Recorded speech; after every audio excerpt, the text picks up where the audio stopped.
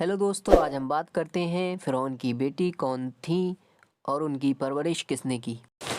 फ़िरौन ने एक ऐसी खातून को अपनी बेटी की खिदमत के लिए रखा था जो मूसा अलैहिस्सलाम की तालीमात पर ईमान लाकर मुसलमान हो चुकी थी।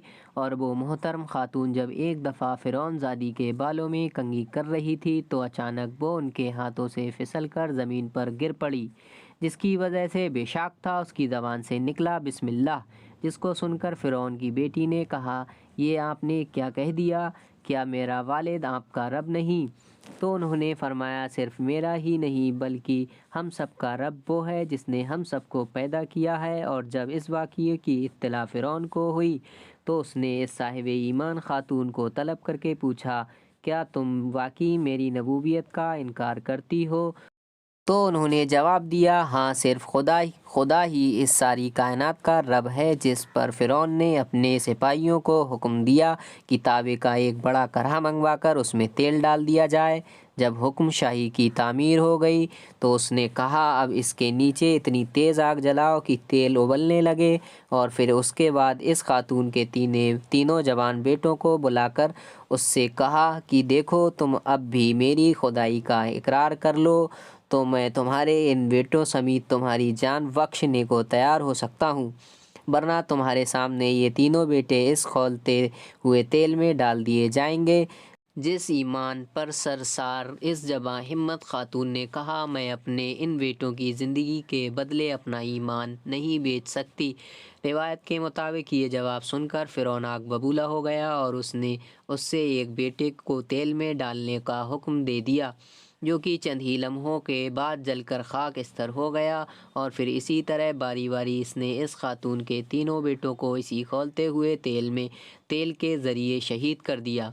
मगर सब्र इस्तिकामत के पहाड़ में फिर भी कोई लगरिज़ पैदा ना हुई। और अब बारी थी इस चौथे बेटे की, जो शीरखार होने की वजह से अब तक अपनी वालिदा की बाहों में मचल रहा था। फ़िरौन के हरकारों ने जब इस मासूम को उससे छीन कर तेल के इस करहा में डालने की कोशिश की तो उसकी ममता से रहा ना गया और उसने उस दरखास्त की कि उसके साथ ये जुल्म ना किया जाए।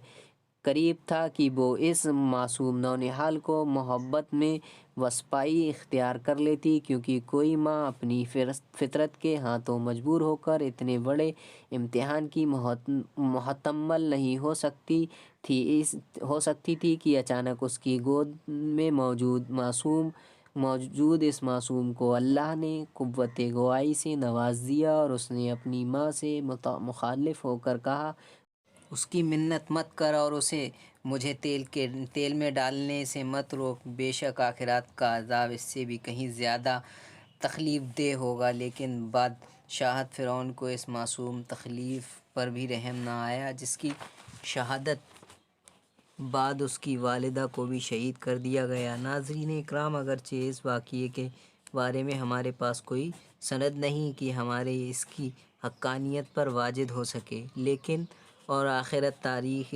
मुत्तहद वाक़ये से भरे पड़े हैं जो इसे शहादत देते हैं कि हमसे पहले अहले ईमान ने इंतहाई तकलीफ़ दे सूरत हाल में भी अपने ईमान की हिफाजत करते हुए अल्लाह ताला की खुशनुदी हासिल की। और यही वजह है कि हमें यहाँ ये दुआ सिखलाई गई कि हमारे रब हमें इन आजमाइशों से महफूज रख जो कि हमसे पहले की उम्मतों पर उतरा करती थी।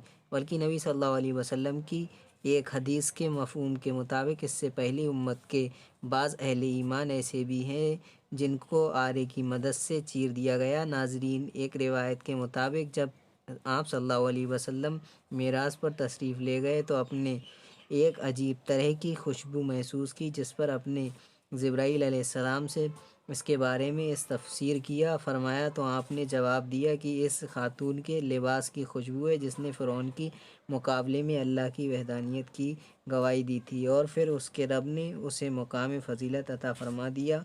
अल्लाह ताला हम सबको इसकी कीमती तरीन मतआ की हिफाजत की तौफ़ीक़ अता फ़रमाए, आमीन। दोस्तों, वीडियो कैसी लगी अपनी राय का इजहार हमें कमेंट बॉक्स में करके बताएं। दोस्तों, चैनल पर नए हैं तो वीडियो को लाइक शेयर एंड सब्सक्राइब करना ना भूलें تاکہ آنے والا نوٹیفیکیشن سب سے پہلے آپ کو مل سکے۔ تب تک کے لیے اپنا بہت سا خیال رکھنا، ہم ملتے ہیں ایک نئی ویڈیو کے ساتھ۔ Thanks for watching.